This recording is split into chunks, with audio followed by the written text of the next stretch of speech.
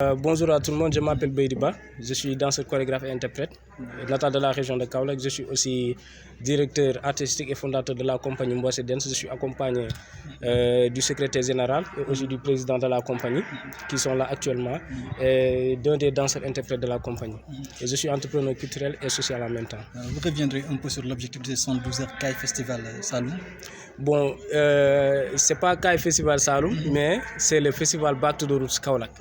Donc le festival Back to the Roots Kaolack, c'est un festival que j'organise à Kaolack chaque 2 ans. Et c'est un festival international de danse. Mais cette année-ci, je me disais que je vais me focaliser seulement sur les élèves.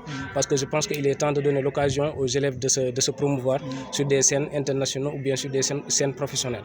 Donc je m'étais dit c'est l'occasion de vraiment d'en profiter pour organiser quelque chose pour les élèves. C'est pour cela cette année, on organise le premier festival interscolaire de danse ici à Kaolack. Et si je ne me trompe pas, je pense que c'est le seul au niveau national. Et je pense que c'est une première.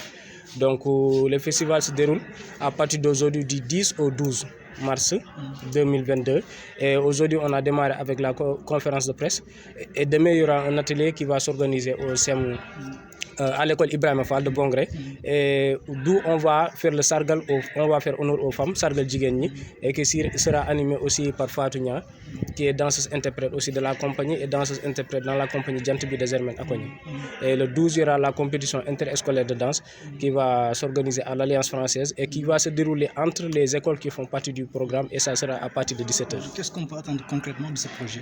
Bon, ce qu'on peut attendre de ce projet, c'est juste comme je l'ai dit, c'est juste donner l'opportunité, l'occasion aux jeunes qui sont dans les écoles et qui pratiquent la danse de pouvoir se promouvoir. Et aussi c'est une occasion vraiment pour eux de pouvoir vivre le monde professionnel. Parce qu'il y a beaucoup d'élèves qui font la danse dans les écoles, mais ils ont des problèmes pour vraiment connaître comment ils peuvent faire pour se professionnaliser dans ce secteur-là. Parce que nous tous, on a commencé avec cela. Et je pense que si les jeunes ils ne sont pas bien encadrés dans ce qu'ils font, ils risquent de se perdre. Et il faut savoir que la danse et les études vont ensemble. Parce que par exemple, nous, dans notre centre, on privilégie les notes. Parce que tous les élèves qui sont dans notre centre, ce sont des élèves qui ont de très bonnes notes. Donc si tu viens dans le centre et tu n'as pas de bonnes notes, on ne te prend pas. Donc c'est ça l'objectif, c'est vraiment de les aider à se concentrer sur les études et se concentrer aussi sur leur passion. Parce que personne ne sait ce que l'avenir nous réservera. Et là, vous comptez le pérenniser, ce projet?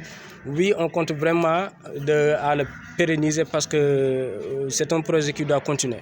Parce que ça ne doit pas seulement rester sur cette première édition et que ça en reste là, mais c'est un projet qui doit continuer. Et pour cela, on compte vraiment sur l'apport et l'accompagnement des autorités qui sont ici à Kaolack.